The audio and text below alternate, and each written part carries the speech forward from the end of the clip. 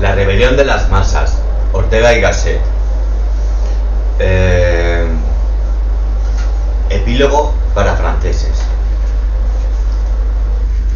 Dice así: este libro, suponiendo que sea un libro, comenzó a publicarse en un diario madrileño en 1927.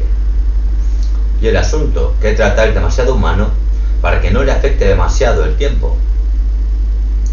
Hay, sobre todo, épocas en que la realidad humana, siempre móvil, se acelera, se embala en velocidades vertiginosas. Nuestra época es de esta clase, porque es de descensos y caídas. Nuestra época se refiere a 1927, ¿ok? De descensos y caídas. De aquí que los hechos hayan dejado atrás el libro. Mucho de lo que en él se anuncia fue pronto un presente y es ya un pasado. Hay partes que... Además, como este libro ha circulado mucho durante estos años fuera de Francia, no pocas de sus fórmulas han llegado ya al lector francés por vías anónimas y son puro lugar común. Hubiera sido, pues, excelente ocasión para practicar la obra de calidad más propia de nuestro tiempo, no publicar libros superfluos. Yo he hecho todo lo posible en este sentido.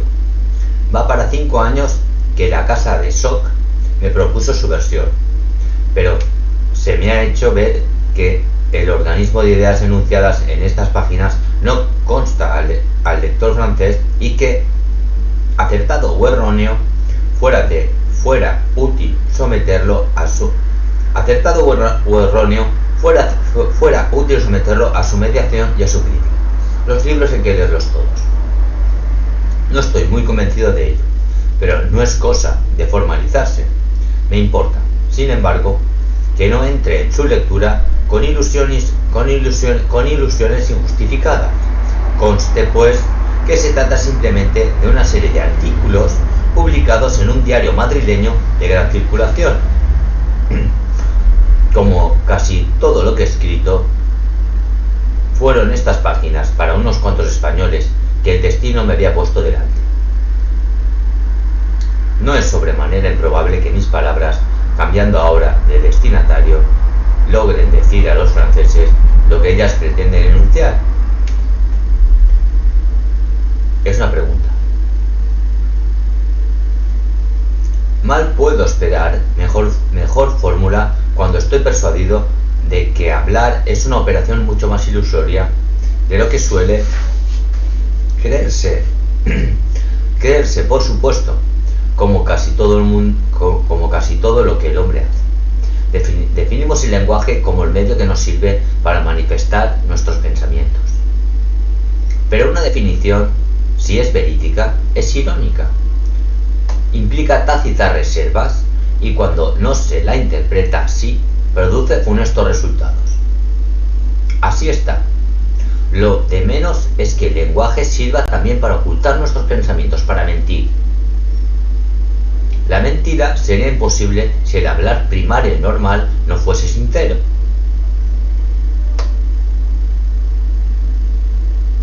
Porque todo sería mentira. La moneda falsa circula sostenida por la moneda sana. A la postre, el engaño resulta ser un humilde parásito de la ingenuidad.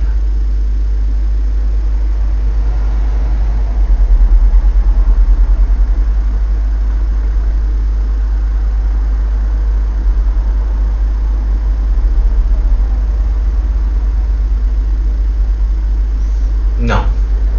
Lo más peligroso de aquella definición es la añadidura optimista con que solemos escuchar, porque ella misma no nos asegura que mediante el lenguaje podamos manifestar con suficiente adecuación todos nuestros pensamientos. No se comprometa tanto, pero tampoco nos hace ver francamente la verdad estricta, que siendo al hombre imposible entenderse con sus semejantes, estando condenado a radical soledad, se extenúan esfuerzos para llegar al prójimo. De estos esfuerzos es el lenguaje quien consigue a veces declarar con mayor aproximación algunas de las cosas que nos van dentro, que nos pasan dentro, perdón. Nada más. Pero de ordinario no usamos estas reservas. Al contrario, cuando el hombre se pone a hablar, lo hace porque cree que va a decir cuánto piensa. Pues bien, esto es lo ilusorio. El lenguaje no da para tanto. Dice, poco más o menos, una parte de lo que pensamos y pone una valla infranqueable a la transfusión de respeto. Dice una parte de lo que pensamos y pone una valla infranqueable a la transfusión del resto. Sirve bastante bien para enunciados y pruebas matemáticas. Ya al hablar de física empieza a hacerse equívoco e insuficiente. Pero conforme la conversación se ocupa de temas más importantes que estos, más humanos, más reales, entre comillas, va aumentando su imprecisión, su torpeza y su confusionismo. Dóciles al prejuicio inveterado de que hablando nos entendemos, decidimos y escuchamos tan de buena fe que acabamos muchas veces por malentendernos, mucho más que si mudos procurásemos adivinarnos. Se olvida demasiado, se olvida demasiado que todo auténtico decir no solo dice algo, sino que lo dice a alguien. En todo hay un emisor y un receptor, los cuales no son indiferentes al significado de las palabras. Este varía cuando aquellos varían. Duo si edim dicum not es idem. Todo vocablo es ocasional. Dos idénticos disienten no es igual. Todo vocablo es ocasional. El lenguaje es por esencia diálogo. Y todas las otras formas del hablar deponencial y todas las otras formas de hablar deponencian su eficacia. Dice que el lenguaje es por esencia diálogo. Por eso yo creo que un libro solo es bueno en la medida en que nos trae un diálogo latente, en que sentimos que el autor sabe imaginar concretamente a su lector y éste percibe como si entre las líneas saliese una mano ectoplásmica que palpa su persona, que quiera acariciarla, o bien, muy cortésmente, darle un puñetazo.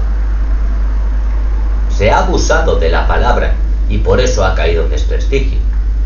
Como en tantas otras cosas, ha consistido aquí el abuso en el uso sin preocupaciones, sin conciencia de la limitación del instrumento. Desde hace casi 2 siglos se ha creído que hablar era hablar urbi et orbi, es decir, a todo el mundo y a nadie. Yo detesto esta manera de hablar y sufro cuando no sé muy concretamente a quién hablo.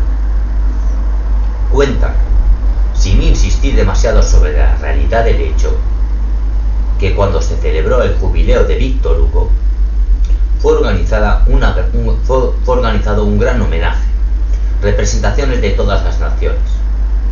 El gran poeta se hallaba en la gran sala de recepción, en solemne actitud de estatua, con el codo apoyado en el reborde de una chimenea. Los representantes de las naciones se iban adelantando ante el público y presentaban su homenaje al bate de Francia. Un ujier con voz de estentor los iba anunciando: Monsieur le représentant de l'Angleterre. Y Víctor Hugo, con voz de dramático trémolo, poniendo los ojos en blanco, decía: L'Angleterre a Shakespeare. El ujier prosiguió: Monsieur le représentant de l'Espagne. Y Víctor Hugo: L'Espagne a Cervantes. El ujier: Monsieur le représentant de l'Allemagne. Y Víctor Hugo: l'Allemagne a Goethe.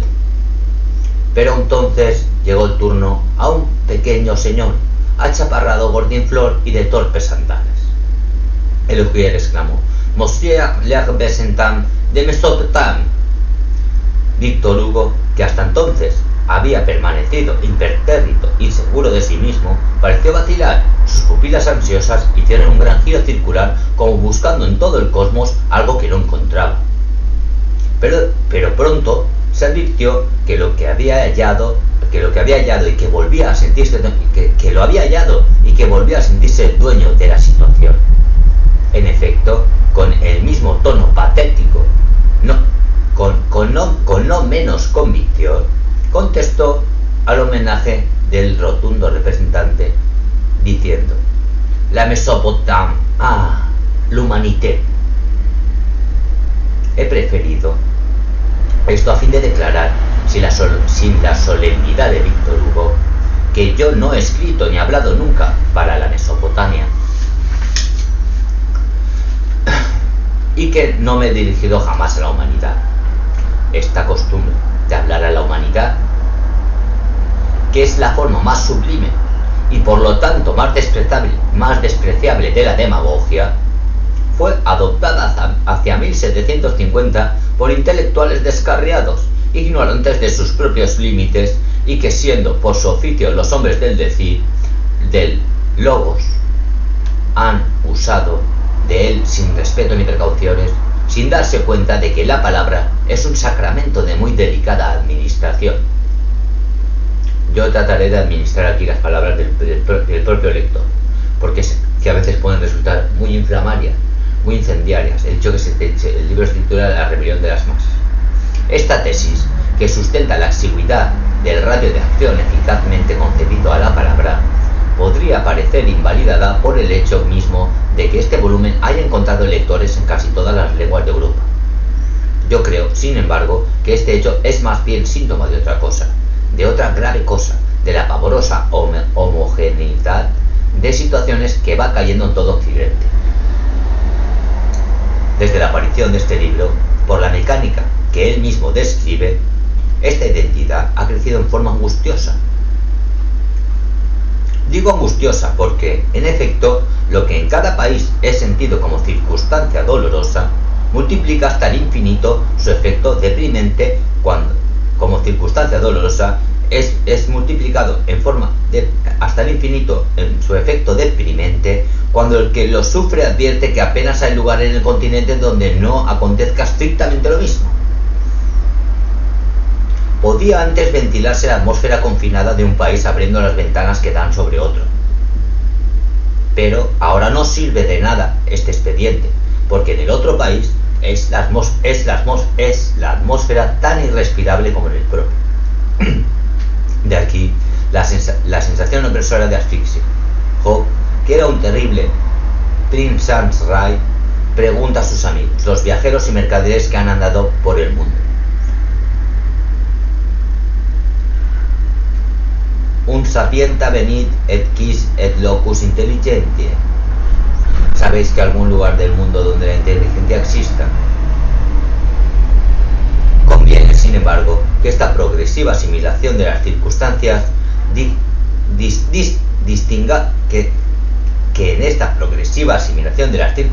distingamos dos dimensiones diferentes de valor contrapuesto. Este enjambre de pueblos occidentales que partió a volar sobre la historia, sobre las ruinas del mundo antiguo, se ha caracterizado siempre de una forma dual, por una forma dual de vida.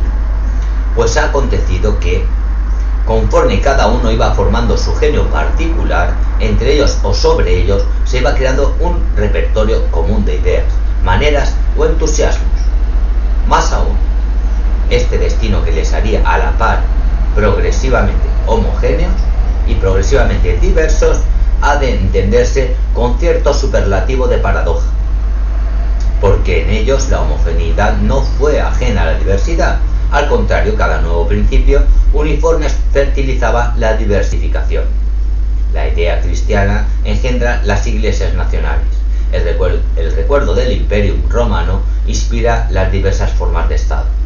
La restauración de las letras en el siglo XV dispara las literaturas divergentes. La ciencia y el principio unitario del hombre como razón pura crea los distintos estilos intelectuales que modelan diferencialmente hasta las extremas abstracciones de la obra matemática. En fin, y para colmo, hasta la extravagante idea del siglo XVIII, según la cual todos los pueblos han de tener una constitución idéntica, produce el efecto de despertar románticamente la conciencia diferencial de las nacionalidades, que conviene a ser como incitar a cada uno hacia su particular vocación. Y es que para estos pueblos llamados europeos, vivir ha sido siempre, claramente desde el siglo XI, desde Otón III, moverse y actuar en un espacio o ámbito común, es decir, para cada uno vivir era convivir con los demás. Esta convivencia tomaba indiferentemente aspecto pacífico o combativo. Las guerras intereuropeas han mostrado casi siempre un curioso estilo que las hace parecerse mucho a las rencillas domésticas. Evitan la aniquilación del enemigo y son más bien certámenes, luchas de emulación como las de los mozos dentro de una aldea o disputas de herederos por el reparto de un legado familiar. Un poco de otro modo, todos van a lo mismo. Eadem sed aliter, como Carlos V decía de Francisco I, mi primo Francisco y yo estamos por completo de acuerdo, los dos queremos Milán. Lo de menos es que este espacio histórico común, donde todas las gentes de Occidente se sentían como en su casa, corresponda un estado físico, que la geografía denomina Europa. El espacio histórico a que aludo se mide por el ratio de efectiva y prolongada convivencia en un espacio social. Ahora bien, la convivencia y sociedad son términos equipolentes. Sociedad es lo que se produce automáticamente por el simple hecho de convivencia. De suyo e ineluctable segrega esta costumbre, usos, lengua, derecho, poder público, uno de los más graves errores del pensamiento moderno, cuyas salpicaduras aún padecemos, que por el mero hecho de la convivencia se produce la sociedad. Aún padecemos ha sido confundir la sociedad con la asociación, y que es aproximadamente lo contrario de aquella. Una sociedad no se construye por acuerdo de las voluntades. Al revés, todo acuerdo de voluntades presupone la existencia de una sociedad de gentes que conviven, y de acuerdo no puede constituir sino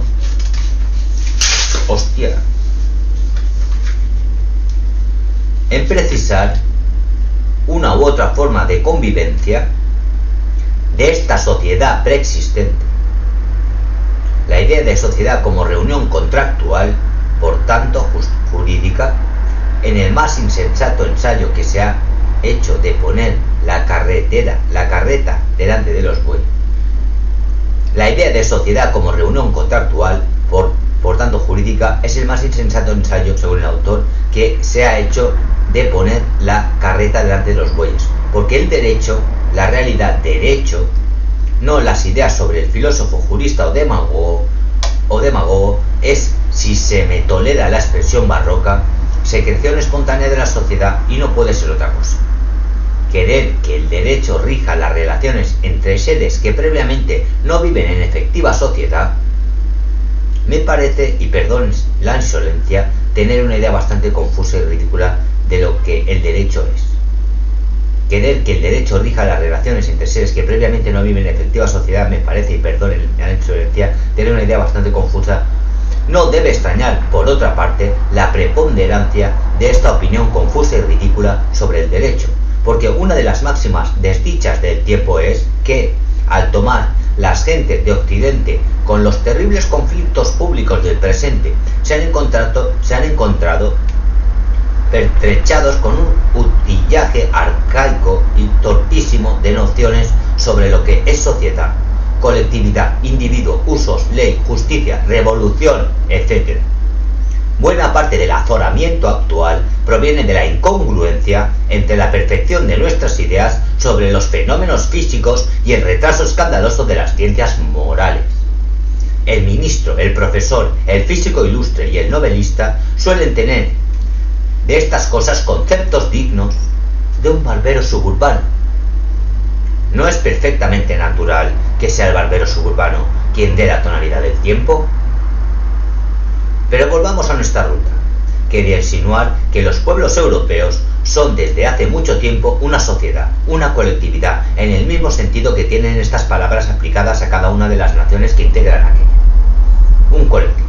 Esta sociedad manifiesta todos los atributos de tal. Hay costumbres europeas, hay usos europeos, opinión pública europea, derecho europeo, poder público europeo, pero todos estos fenómenos sociales se dan en la forma adecuada al estado de evolución en que se encuentra la sociedad europea, que no es, claro está, tan avanzado como de sus miembros componentes, las naciones.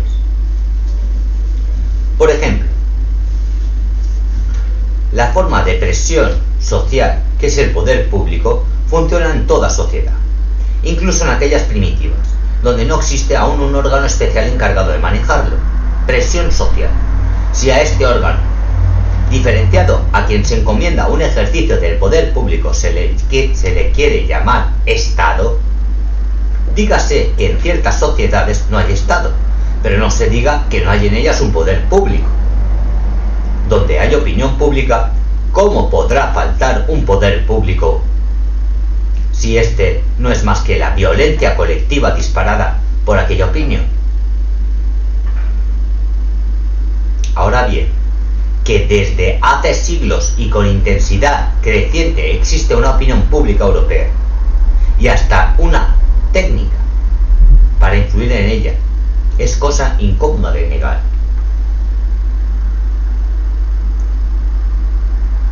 Por eso recomiendo al lector que ahorre la malignidad de una sonrisa al encontrar que en los últimos capítulos de este volumen se hace con cierto denuedo frente al cariz opuesto de las apariencias actuales, la afirmación de una probable unidad estatal de Europa.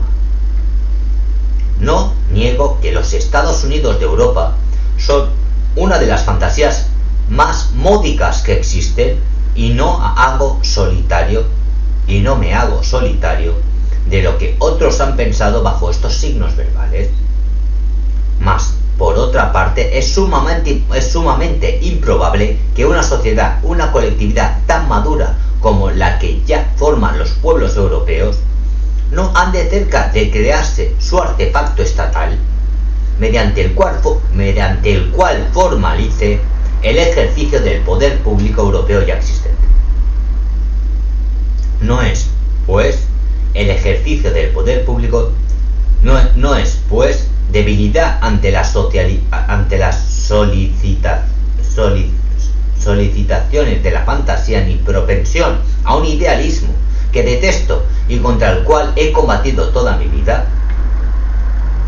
No es, pues, debilidad ante las solicitaciones de la fantasía, ni propensión a un idealismo que detesto y contra el cual he combatido toda mi vida, lo que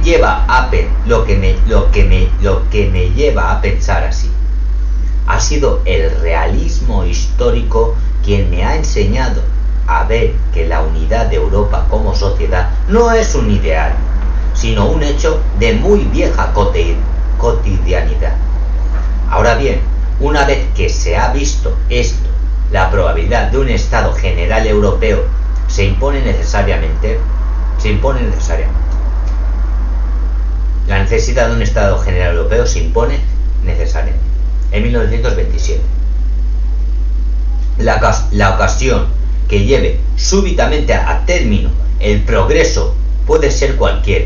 Por ejemplo, la coleta de un chino que asome por los Urales, o bien una sacudida del gran magma islámico.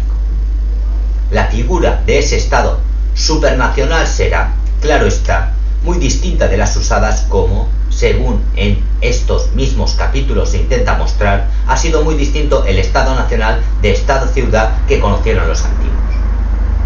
Yo he procurado en estas páginas poner en franquía las mentes para ser fieles a la sutil concepción del Estado y sociedad que la tradición europea nos propone.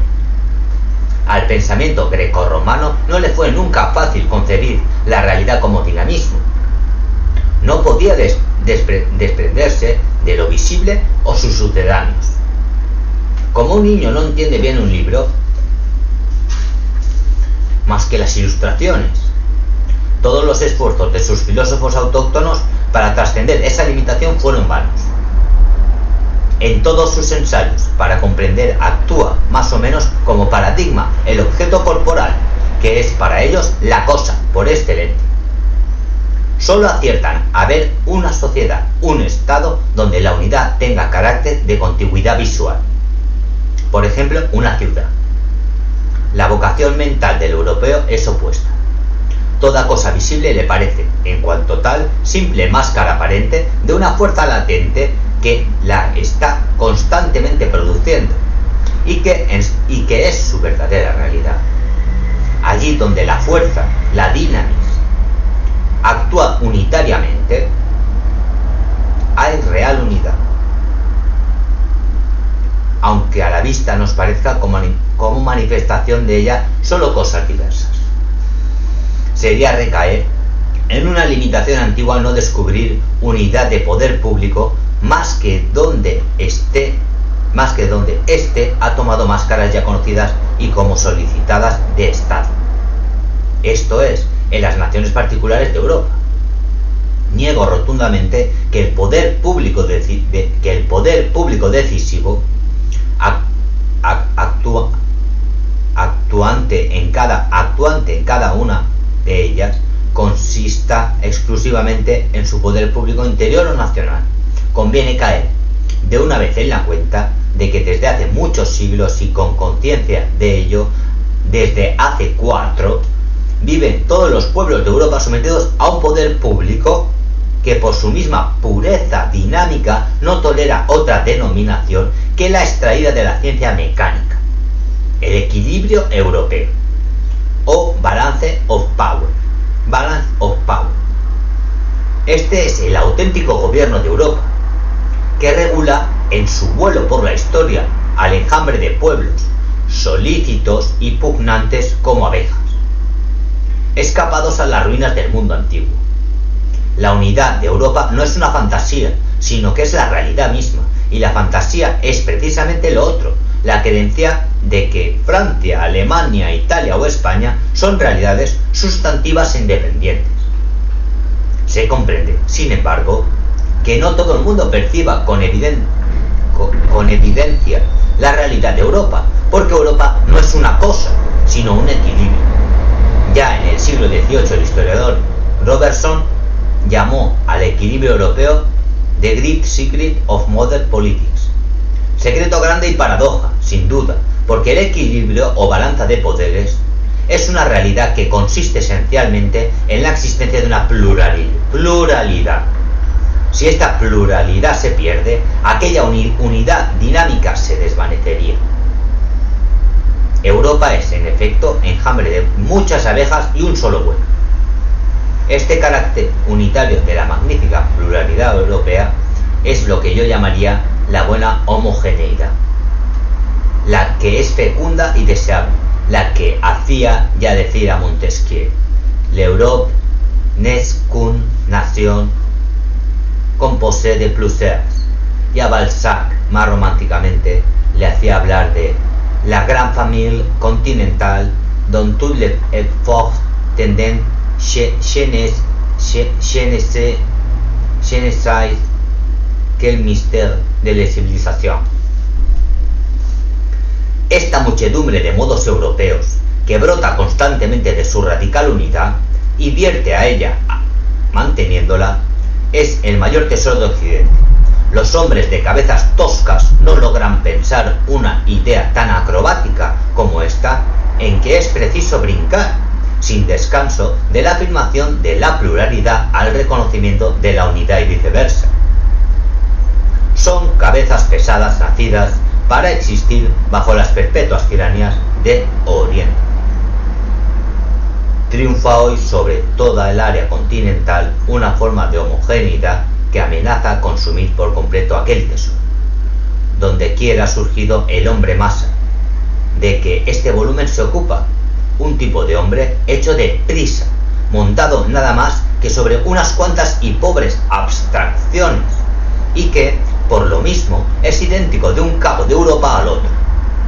A él se debe el triste aspecto de asfixiante monotonía que va tomando la vida en todo el continente. Este hombre masa es el hombre previamente vaciado de su propia historia, sin entrañas de pasado, y por lo mismo dócil a todas las disciplinas llamadas internacionales. Más que un hombre, es solo un caparazón, más que un hombre, es solo un caparazón de hombre constituido por meros idolaforio. Carece de un dentro, de una intimidad suya, inexorable e inalienable, de un yo que no se puede revocar. De aquí que esté siempre en disponibilidad para fingir, de ahí que esté siempre en disponibilidad para fingir, de ahí que esté siempre en disponibilidad para fingir cualquier cosa. Tiene solo apetitos, cree que tiene solo derechos y no cree que tiene obligaciones. Es el hombre sin la nobleza que obliga, sine nobilitare, snob.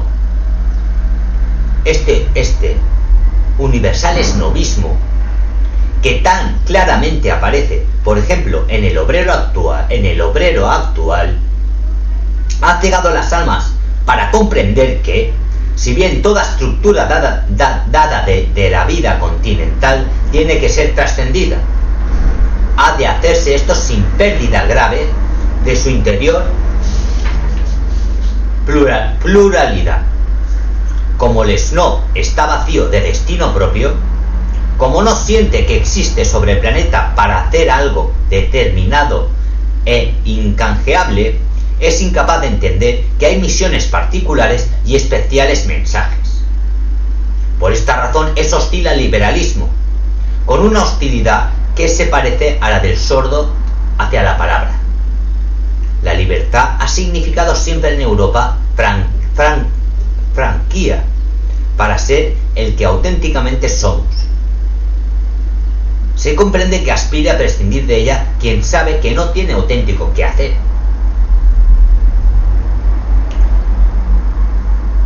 Con extraña facilidad, todo el mundo que hay un hombre que cree que tiene todos los derechos sin ninguna obligación y piensa y es contrario a la gente que sí creemos que tenemos alguna obligación en el mundo. Con extraña facilidad todo el mundo se ha puesto de acuerdo para combatir y denostar al viejo liberalismo. La cosa es sospechosa, porque las gentes no suelen ponerse de acuerdo sino en cosas un poco bellacas o un poco tontas, y esa es la verdad de la gran mayoría. No comprendo, y yo me doy cuenta en los hilos de los foros que el más tonto y el más tosco es el que se lleva más cantidad de respuestas, y el más importante es el que se queda en 1, 2 páginas o 4 respuestas. ¿Ok? Yo me doy cuenta.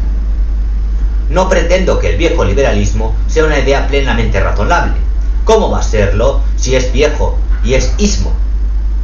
Pero si pienso que es una doctrina sobre la sociedad mucho más honda y clara de lo que suponen sus detractores colectivistas, que empiezan por desconocerlo. Hay además en una intuición de lo que Europa ha sido altamente perspicaz. Hay además en él una intuición de lo que Europa ha sido altamente perspicaz en el liberalismo. Cuando Guizot, por ejemplo, contrapone la civilización europea a las demás, haciendo notar que en ella no ha triunfado nunca, en forma absoluta, ningún principio, ninguna idea, ningún grupo o clase, y que a esto se debe su crecimiento permanente y su carácter progresivo, no podemos menos que poner el oído atento. Este hombre no sabe lo que dice. La expresión es insuficiente, aunque la borremos inmediatamente de la memoria, porque es negativa, pero sus palabras nos llegan cargadas de visiones inmediatas. Como el buzo emergente, trascienden olores abisales. Vemos que este hombre llega efectivamente del profundo pasado de Europa, donde ha sabido sumergirse. Y dice así, que la civilización europea, además de haciendo notar que en ella no ha triunfado nunca en forma absoluta ningún principio, ninguna idea, ningún grupo o clase, y que a esto no se debe, y que a esto se debe su crecimiento permanente y su carácter progresivo. Me parece muy utilidad. Es en efecto increíble que en los primeros años del siglo XIX, primeros tiempos del siglo XIX, tiempo retórico y de gran confusión, se haya compuesto un libro como La historia de civilización de Europa. Todavía el hombre de hoy puede aprender allí como la libertad y el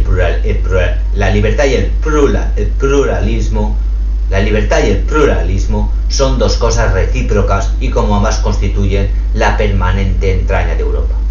Pero Guizot ha tenido siempre mala prensa, como en general los doctrinarios. A mí no me sorprende cuando veo que hacia un hombre o grupo se dirige fácil e insistente el aplauso, surge en mí la vehemente sospecha de que en ese hombre o en ese grupo, tal vez junto a dotes excelentes, haya algo sobremanera impuro. Es lo que decía de los siglos. Vale. ¿Acaso es esto un error que padezco? Pero debo decir que no lo he buscado, sino que lo ha ido dentro de mí decantando la experiencia.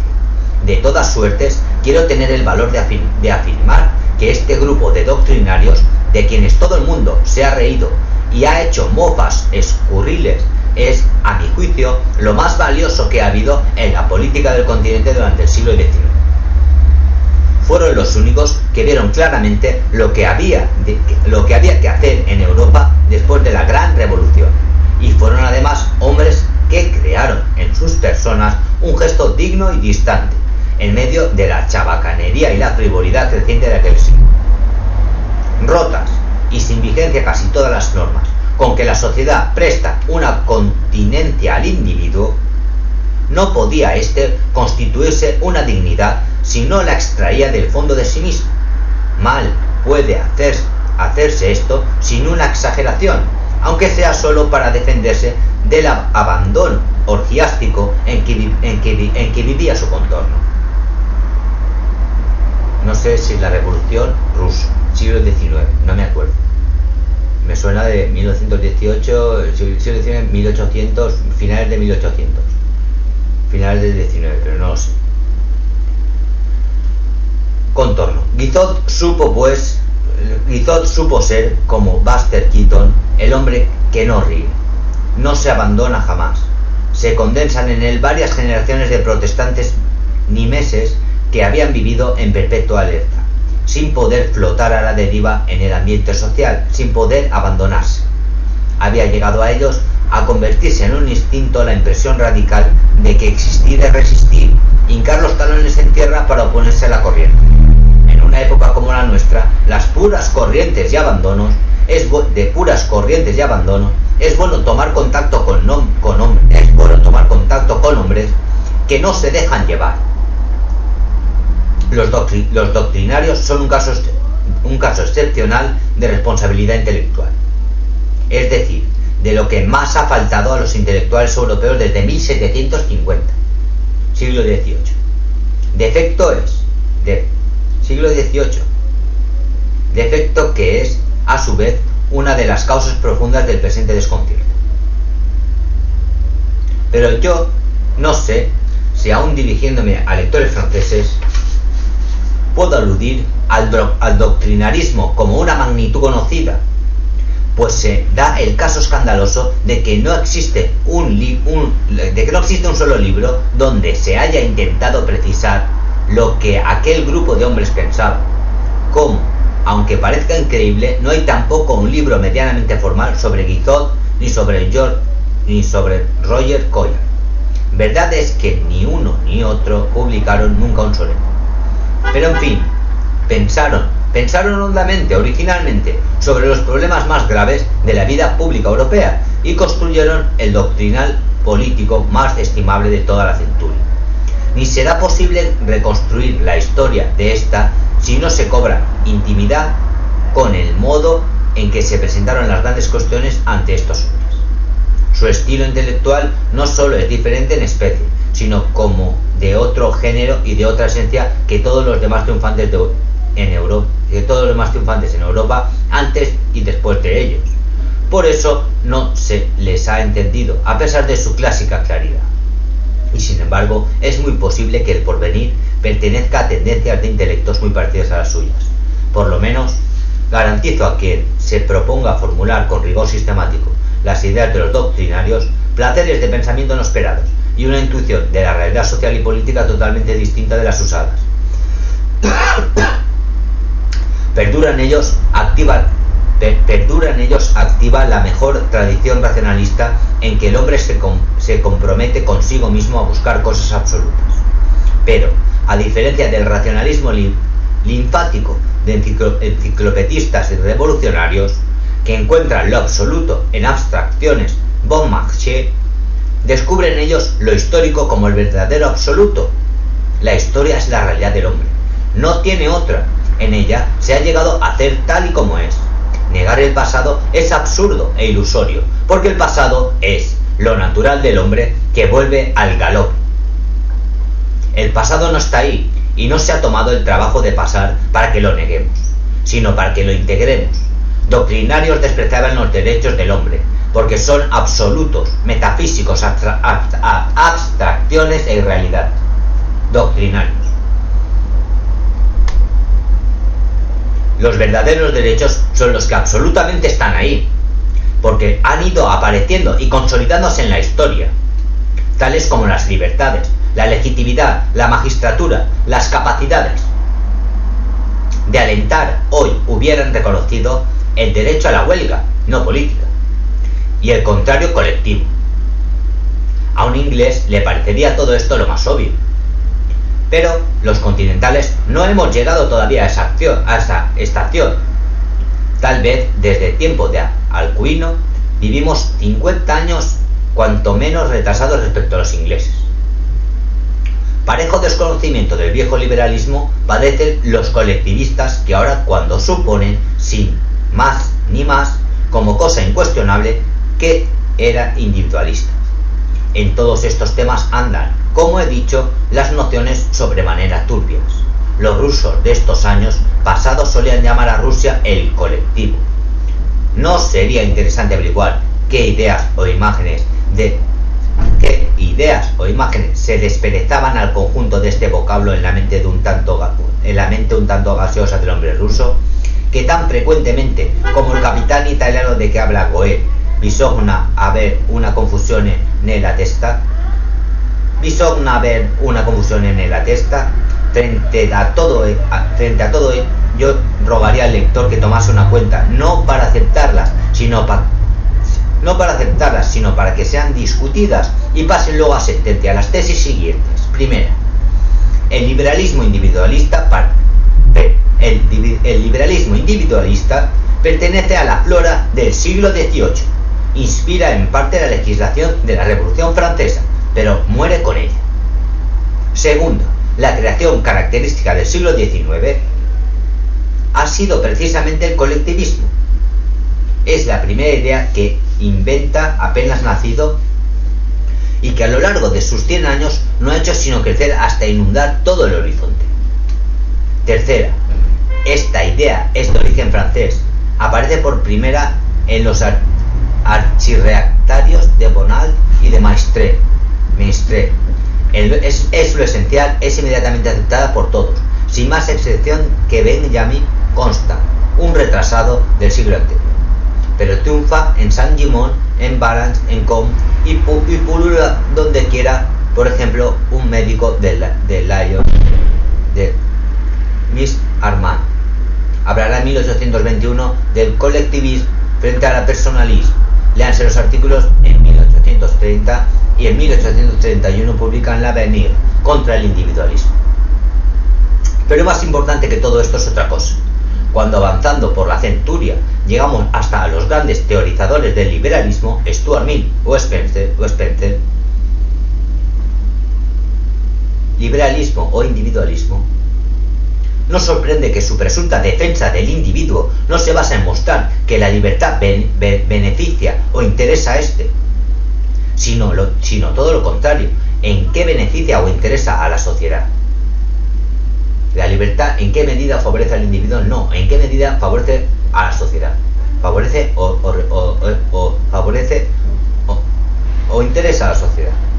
Este aspecto agresivo del título Spencer recoge para su libro El individuo contra el Estado ha sido causa de lo que malentienden tercamente los que no leen de los libros más que los títulos, porque individuo y Estado significan en este título dos meros órganos de un único sujeto, la sociedad, y lo que discute es si ciertas necesidades sociales son mejor percibidas por uno o por otro órgano. Nada más. El famoso individualismo de Spencer boxea continuamente dentro de la atmósfera colectivista de su sociología. Resulta a la postre que tanto él como Stuart Mill tratan a los individuos con la misma crueldad socializante que los termites a ciertos de sus congéneres, a los cuales te van para chuparles luego la sustancia. Hasta este punto en la primacía de lo colectivo, el fondo por sí mismo evidente sobre lo ingenuamente danzan sus ideas, sobre qué el fondo por sí mismo evidente sobre qué ingenuamente danzan sus ideas. Donde se colige que mi defensa longrinesca del viejo liberalismo es por completo desinteresada y gratuita, porque es el caso que yo no soy un viejo liberal. El descubrimiento, sin duda glorioso y esencial, de lo social, de lo colectivo, era demasiado reciente. Aquellos hombres palpaban, más que veían, el hecho de que la colectividad es una realidad distinta de los individuos y que su simple suma, y de su simple suma, pero no sabían bien en qué consistía y cuáles eran sus efectivos atributos. Por otra parte, los fenómenos sociales del tiempo camuflaban la verdadera fisonomía de la colectividad. ¿Por qué entonces convenía a esta ocuparse en cebar a los individuos? No había aún llegado a la hora de la nivelación, de la expoliación y del reparto de todos los hombres. De aquí que los viejos liberales se abriesen sin suficientes precauciones al colectivismo que respiraban, más cuando se ha visto con claridad lo que en el fenómeno social, en el hecho colectivo, simplemente y como tal, hay por un lado de benéfico, pero por otro de terrible, de pavoroso. Solo puede uno adherirse a un liberalismo de estilo radicalmente nuevo, menos ingenuo y de más diestra beligerancia. Un liberalismo que está germinando ya, próximo a florecer, en la línea misma del horizonte. Ni era posible que, siendo estos hombres, como era, de sobra perspicaces, no entreviesen de cuando en cuando las angustias de su tiempo, que su tiempo no reservaba. Contra lo que suele creerse ha sido normal en la historia que el porvenir sea profetizado. En Macaulay, en Tocqueville, en Comte, encontramos perdibujada nuestra hora. Véase, por ejemplo, lo que hace más de 80 años escribía Stuart Mill. Aparte de las doctrinas particulares de pensadores individuales, existe en el mundo una fuerte y creciente inclinación a extender en forma extrema el poder de la sociedad sobre el individuo, tanto por medio de la fuerza de la opinión como por la legislativa. Ahora bien, como todos los cambios que se operan en el mundo, tienen por efecto el aumento de la fuerza social y la disminución del poder individual. Este desbordamiento no es un mal que tienda a desaparecer espontáneamente, sino al contrario. No es un mal que tienda a desaparecer espontáneamente, sino al contrario, tiende a hacerse cada vez más formidable. La disposición de los hombres, sea como soberanos, sea como conciudadanos, o imponer a los demás como regla de conducta su opinión y sus gustos, se halla tan enérgicamente sustentada por algunos de los mejores y algunos de los peores sentimientos inherentes a la naturaleza humana, que casi nunca se contiene más que por faltarle poder. Y como el poder no parece hallarse en vía de declinar, sino de crecer, debemos esperar, a menos que una fuerte barrera de convicción moral no se eleve contra el mal, debemos esperar, que en las condiciones presentes del mundo esta disposición no hará sino aumentar. Pero Lo que más nos interesa en Stuart Mill es su preocupación por la homogeneidad de mala clase que veía crecer en todo Occidente. Esto le hace acogerse a un gran pensamiento emitido por Humboldt en su juventud. Para que lo humano se enriquezca, se consolide y se perfeccione es necesario, dijo Humboldt, que exista variedad de situaciones dentro de cada nación y tomando en conjunto las naciones es preciso que se den circunstancias diferentes. Así, al fallar una quedan otras posibilidades abiertas. Es insensato poner la vida europea a una sola carta, a un solo tipo de hombre, a una idéntica situación. Evitar esto ha sido el secreto acierto de Europa hasta el día, y la conciencia de este secreto es la que, clara o balbuciente, ha movido siempre los labios del perenne liberalismo europeo. En esta conciencia se reconoce a sí misma como valor positivo, como bien y no como mal, la pluralidad continental. Me importa aclarar esto para que no se tergiverse la idea de una supernación europea que este volumen postula. Tal y como vamos, con mengua progresiva de la variedad de situaciones, nos dirigimos en vía recta hacia el Bajo Imperio. También fue aquel un tiempo de masas y de vaporosa homogeneidad. Ya el tiempo de los antoninos se advierten claramente un extraño fenómeno, menos subrayado y analizado de lo que debiera. Los hombres se han vuelto estúpidos. El progreso venía de tiempo atrás. Se ha dicho con alguna razón que el estoico Posidonio, maestro de Cicerón, es el último hombre antiguo capaz de colocarse ante los hechos con la mente porosa y activa, dispuesto a investigarlos. Después de él, las cabezas se obliteran y, salvo los alejandrinos, no van a hacer más que repetir y estereotipar. Pero el síntoma y documento más terrible de esta forma, a un tiempo homogénea y estúpida, y lo uno por lo otro, que adopta la vida de un cabo a otro del imperio, está donde menos podía esperar y donde todavía, que yo sepa, nadie lo ha buscado, en el idioma. La lengua, que no nos sirve para decir suficientemente lo que cada uno quisiéramos decir, revela un cambio y grita, sin que lo queramos, la condición más arcana de la sociedad que habla. En la porción no helenizada del pueblo romano, la lengua vigente es la que se ha llamado latín vulgar, matriz de nuestros romances. No se conoce bien este latín vulgar y en buena parte solo se llega a él por reconstrucciones. Pero lo que se conoce basta y sobra para que nos produzcan espanto dos de sus caracteres. Uno es la increíble simplificación de su mecanismo gramatical en comparación con la del latín clásico. La sabrosa complejidad indoeuropea que conserva el lenguaje de las clases superiores quedó suplantada por un habla plebeya, de mecanismo muy fácil, pero a la vez, o por lo mismo, pesadamente mecánico, como material, gramáticamente balbuciente y perifrástica, de ensayo y rodeo como la infantil. Es, en efecto, una lengua pueril y gaga, que no permite la fina arista del razonamiento ni líricos tornasoles. Es una lengua sin luz ni temperatura, sin evidencia y sin calor de alma, una lengua triste que avanza a tientas. Los vocablos parecen viejas monedas de cobre, mugrientas y sin rotundidad, como hartas de rodar por las tabernas mediterráneas.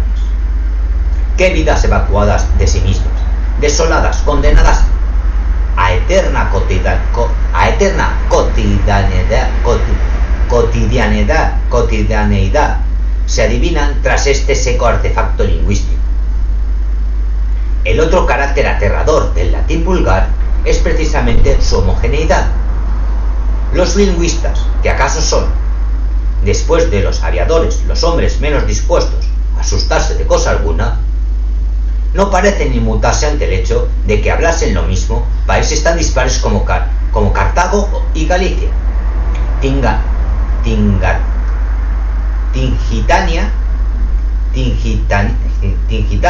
y Dalmacia, Hispania y Rumanía. Yo, en cambio, que soy bastante tímido, que tiemblo cuando veo cómo el viento fatiga unas cañas, no puedo reprimir ante este hecho un estremecimiento medular. Me parece sencillamente atroz. Verdad es que trato de representarme como era por dentro eso que mirado desde fuera nos parece tranquilamente como homogeneidad. Procuro descubrir la realidad viviente de este hecho. Procuro descubrir la realidad viviente de que ese hecho es la quieta impronta. Consta claro que habría africanismos, hispanismos, galicismos, pero al constar esto no quiere decirse que el dorso de la lengua era común e idéntico, a pesar de las distancias, del escaso intercambio, de la dificultad de comunicaciones y de que no contribuía a fijarlo una literatura. ¿Cómo podían venir a coincidencia el celtíbero y el belga, el vecino de Hipona y el de Lutetia, el mauretano y el dacio, sino en virtud de un achatamiento general, reduciendo la existencia a su base, nulificando sus vidas? El latín vulgar está ahí en los archivos como un escalofriante artefacto petrefacto, testimonio de que una vez la historia agonizó bajo el imperio homogéneo de la vulgaridad por haber desaparecido la fértil variedad de situaciones. Y bueno, este es el capítulo 4 y voy a ver cuánto queda del epílogo para franceses, porque si queda mucho lo dejo de leer por ahora. Queda clara la idea. Hay un capítulo 5 donde termina capítulo 4. Ni este volumen ni yo somos políticos. El asunto de que aquí se habla es previo a la política y pertenece a un subsuelo. Mi trabajo es oscura labor subterránea de minero. La misión del llamado intelectual es en cierto modo opuesta a la del político. La obra intelectual aspira, con frecuencia en vano, a aclarar un poco las cosas, mientras que la del político suele, por el contrario, consistir en confundirlas más de lo que estaba. Ser de izquierda es, como ser de la derecha, una de las infinitas maneras que el hombre puede elegir para ser imbécil. Ambas, en efecto, son formas de hemiplejía moral. Además, la persistencia de los calificativos constituye no poco falsificar más aún la realidad del presente, ya falsa de por sí, porque se ha rizado el rizo de las expresiones políticas a que responden, como lo demuestra el hecho de que hoy las derechas promueven revoluciones y las izquierdas proponen tiranías. Hay obligación de trabajar sobre las cuestiones del tiempo. Esto sin duda, y lo he hecho toda mi vida, ha estado siempre en la brecha. Pero una de las cosas que ahora dicen una corriente es que, incluso a costa de la claridad mental, todo el mundo tiene que hacer política sensu stricto. Lo dicen, claro está, los que no tienen otra cosa que hacer. Y hasta lo corroboran citando de Pascal el imperativo d'absentissement. Pero hace mucho tiempo que he aprendido a ponerme en guardia cuando alguien cita a Pascal. Es una cautela de higiene elemental. El politicismo integral, la absorción de todas las cosas y de todo el hombre, por la política, es una y misma cosa con el fenómeno de la rebelión de las masas que aquí se describe. La masa, en rebeldía, ha perdido toda capacidad de religión y de conocimiento.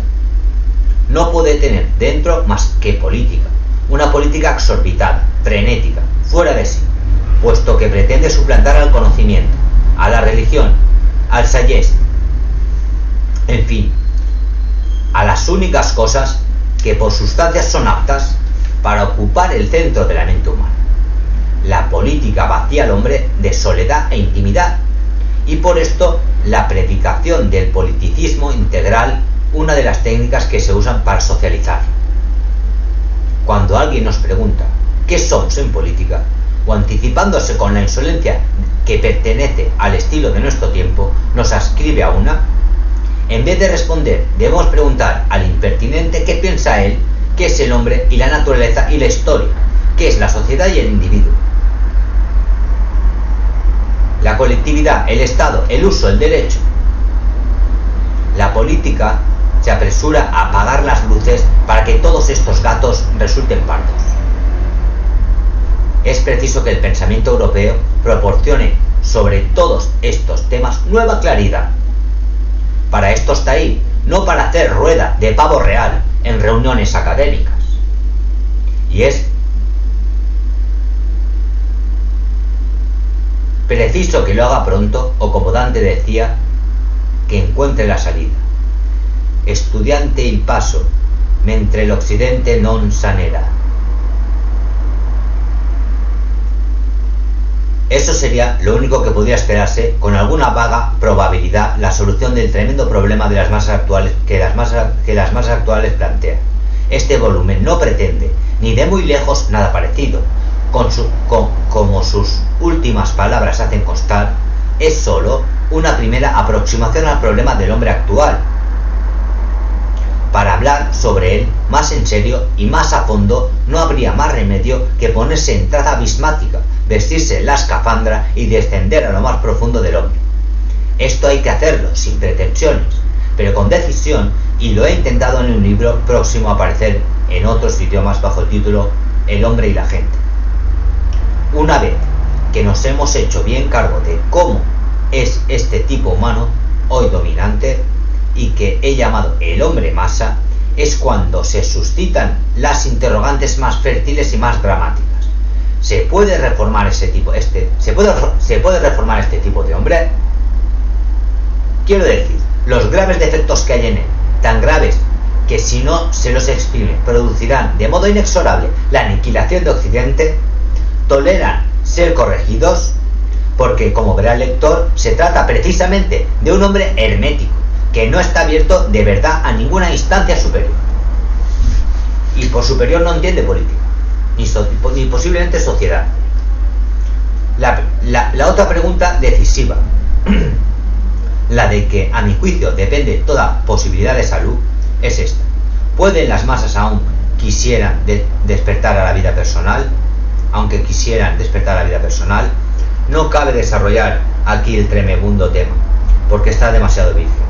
Los términos en que hay que plantearlo no constan en la conciencia pública, ni siquiera es esbozado el estudio del distinto margen de individualidad en cada época del pasado, que cada época del pasado ha dejado a la existencia humana, porque es pura inercia mental del progresismo suponer que conforme avanza la historia crece la holgura que se conoce al hombre para poder ser individuo personal, como quería el honrado ingeniero, pero nulo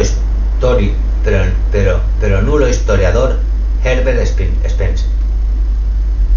El honrado ingeniero, pero nulo Herbert Spencer. No, la historia está llena de retrocesos en este orden.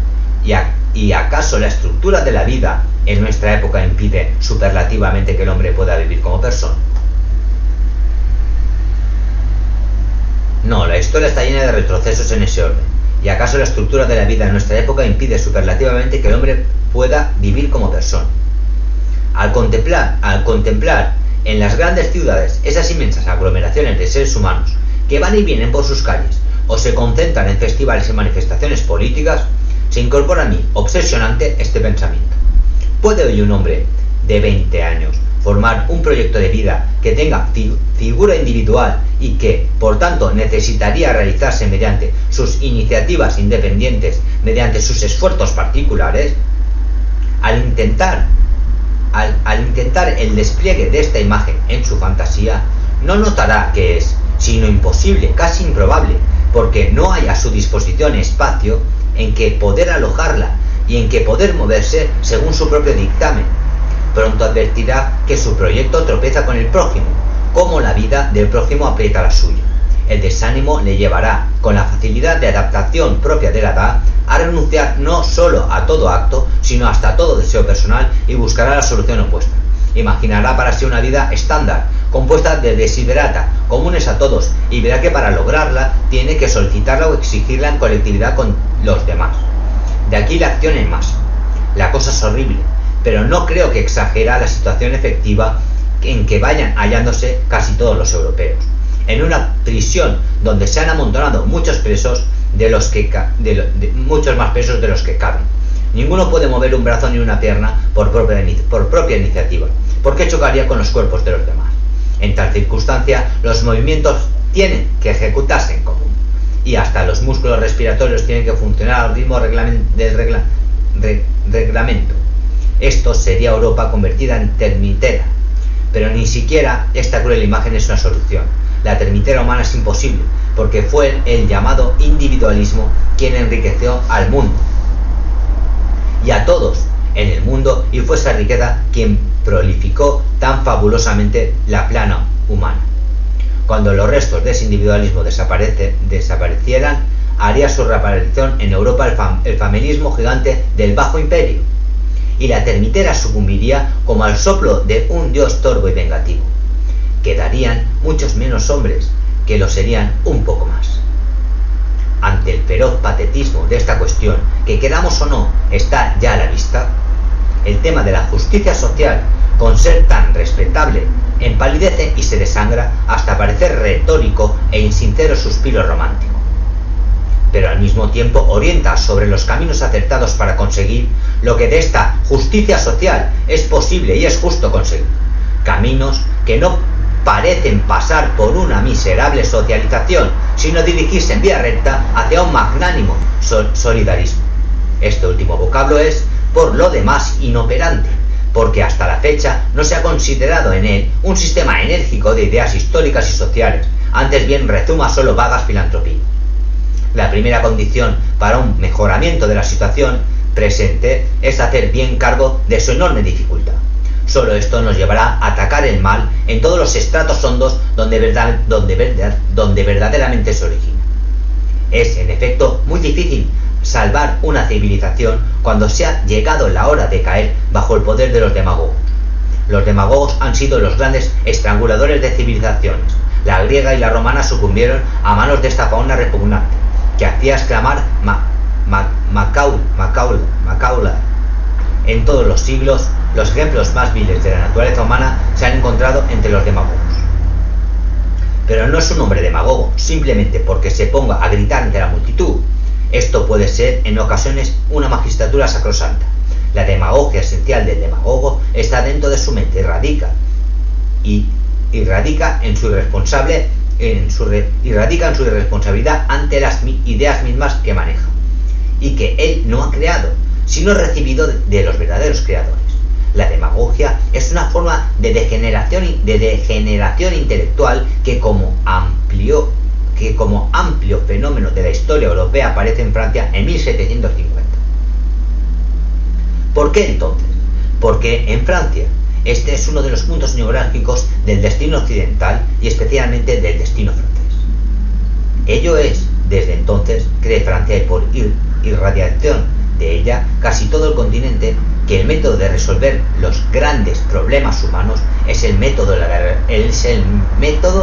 la revolución, entendiendo como tal lo que Leibniz llama una revolución general, la voluntad de transformar de un golpe todo y en todos los genios. Merced a ello, esta maravilla que es Francia llega en malas condiciones a la difícil coyuntura del presente, porque este país tiene o cree que tiene una tradición revolucionaria, y si el revolucionario es ya cosa grave, cuanto más serlo paradójicamente por tradición. Es cierto que en Francia se ha hecho una gran revolución y varias torvas o ridículas, pero si nos atendemos a la verdad desnuda de los anales, lo que encontramos es que esas revoluciones han servido principalmente para que durante todo un siglo, salvo unos días o unas semanas, Francia haya vivido más que ningún otro pueblo bajo formas políticas en una u otra dosis, autoritarias y contrarrevolucionarias. Sobre todo, el gran bache moral de la historia francesa, que fueron los 20 años del Segundo Imperio, se debió bien claramente a la taratería de los revolucionarios en 1848, gran parte de los cuales confesó el propio Raspail que habían sido grandes clientes suyos. En las revoluciones intenta la abstracción sublevase contra lo concreto, por eso es consustancial a las revoluciones el fracaso. Los problemas humanos no son, como astronómicos o químicos, abstractos, son problemas de máxima concreción, porque son históricos, y el único método de pensamiento que proporciona alguna probabilidad de acierto en una manipulación es la razón histórica. Cuando se contempla panorámicamente la vida pública de Francia durante los últimos 150 años, salta a la vista sus geómetras, sus físicos y sus médicos se han equivocado casi siempre en sus juicios políticos y que han solido en cambio acertar sus historiadores, pero el racionalismo físico-matemático ha sido en Francia demasiado glorioso para que no tiranice la opinión pública. Malebranche rompe con un amigo suyo porque vio sobre su mesa un Tucídides. Estos meses pasados, empujando mi soledad por las calles de París, caí en la cuenta de que ya no conocía en verdad a nadie de la gran ciudad salvo las estatuas. Algunas de estas, en cambio, son viejas amistades, antiguas incitaciones o perennes maestros de mi intimidad. Y como no tenía con quién hablar, he conversado con ellas sobre grandes temas humanos. No sé si algún día saldrán a la luz estas conversaciones con estatuas, que han dulcificado una etapa dolorosa y estéril. En ellas se razona con el Marqués de Condorcet, en esta con la de Quad Conti, sobre la peligrosa idea del progreso, con el pequeño busto de Comte que hay en su departamento de la rue Monsieur de l'Espérance. He hablado sobre el poivre espirituel, insuficiente ejercicio por mandarines literarios y por la universidad que ha quedado por completo excéntrica a la efectiva vida de las naciones. Al propio tiempo he tenido el honor de recibir el encargo de un enérgico mensaje que ese busto dirige al otro, al grande, erigido en la plaza de Sorbonne, y es el busto del falso Comte, el del oficial, del Littré. Pero era natural que me interesase sobre todo escuchar una vez más la palabra de nuestro sumo maestro Descartes, el hombre a quien más se debe Europa, El puro azar que zarandea mi existencia ha hecho que redacte estas líneas teniendo a la vista el lugar de Holanda que habitó en 1642, el nuevo descubridor de Le Raison.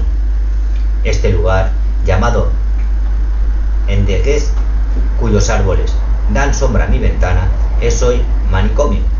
2 veces al día, en amonestadora proximidad, veo pasar los idiotas y los dementes que orean un rato a la intemperie su malograda hombría. 3 siglos de experiencia racionalista nos obligan a recapacitar sobre el esplendor y los límites de aquella prodigiosa raison cartesiana. Esta raison es solo matemática física biológica. Sus fabulosos triunfos sobre la naturaleza superiores a cuanto pudiera soñarse subrayan tanto más su fracaso ante los asuntos propiamente humanos e invitan a integrarla en otra razón más radical, que es la razón histórica. Esta nos muestra la vanidad de toda revolución general, de todo lo que sea intentar la transformación súbita de una sociedad y comenzar de nuevo la historia, como pretendían los confusionarios del 89. Al método de la revolución opone el único digno de la larga experiencia que el europeo actual tiene a su espalda. Las revoluciones tan incontinentes en su prisa, hipócritamente generosa de proclamar derechos, han violado siempre, hollado y roto el derecho fundamental del hombre, tan fundamental que es la definición misma de su sustancia, el derecho a la continuidad. La única diferencia radical entre la historia humana y la historia natural es que aquella no puede nunca comenzar de nuevo. Coel y otros han mostrado como el chimpancé y el orangután no se diferencian del hombre por lo que, hablando rigurosamente, llamamos inteligencia, sino porque tienen mucha menos memoria que nosotros.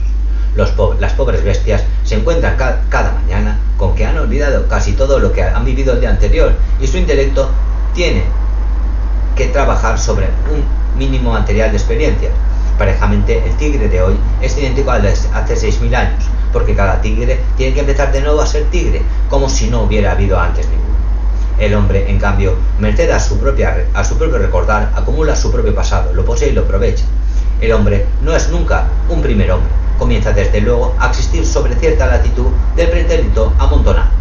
Este es el tesoro único del hombre, su privilegio y su señal. Y la riqueza menor de ese tesoro consiste en lo que en él aparece acertado y digno de conservarse. Lo importante es la memoria de los errores, que nos permite no cometer los mismos siempre.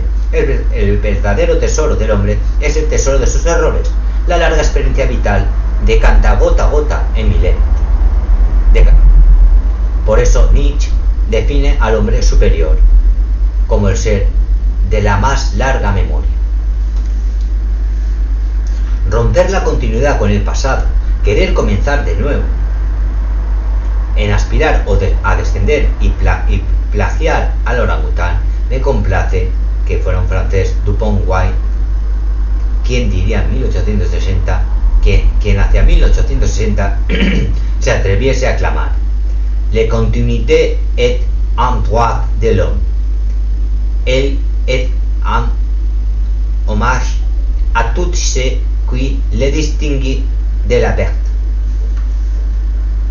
Delante de mí está un periódico donde acabo de leer el relato de las fiestas con que ha celebrado Inglaterra la coronación del nuevo rey. Se dice que desde hace mucho tiempo la monarquía inglesa es una institución meramente simbólica. Esto es verdad, pero diciéndolo aquí dejamos escapar lo mejor, porque en efecto la monarquía no ejerce en el Imperio Británico ninguna función material y palpable. Su papel no es gobernar, ni administrar la justicia, ni mandar el ejército, sino más. Por esto es una institución vacante de servicio. La monarquía en Inglaterra ejerce una función determinadísima y de alta eficacia, la de simbolizar. Por eso el pueblo inglés, con deliberado propósito, ha dado ahora inusitada solemnidad al rito de la coronación. Frente a la turbulencia actual del continente, ha querido afirmar las normas permanentes que regulan su vida. Nos ha dado una lección más, como siempre, ya que siempre pareció Europa un tropel de pueblos. Los continentales, llenos de genio, pero exentos de serenidad, nunca maduros, siempre pueriles, y al fondo, detrás de ellos, Inglaterra, como la nos de Europa. Este es el pueblo que siempre ha llegado antes al porvenir, que se ha anticipado a todos en casi todos los órdenes. Prácticamente deberíamos omitir el casi. Y he ahí que este pueblo nos obliga, con cierta impertinencia del más puro dandismo, a presenciar un vetusto ceremonial y ver cómo actúan, porque no han dejado nunca de ser actuales, los más viejos y mágicos trebejos de su historia, la corona y el cetro, que entre nosotros rigen solo el azar de la baraja. El inglés tiene empeño en hacernos constar que su pasado, precisamente porque le ha pasado a él, sigue existiendo para él. Desde un futuro al cual no hemos llegado, nos cuenta la vigencia lozana de su pretérito. Este pueblo circula por todo su tiempo, es verdaderamente señor de sus siglos, que conserva en activa posesión. Y esto es ser un pueblo de hombres.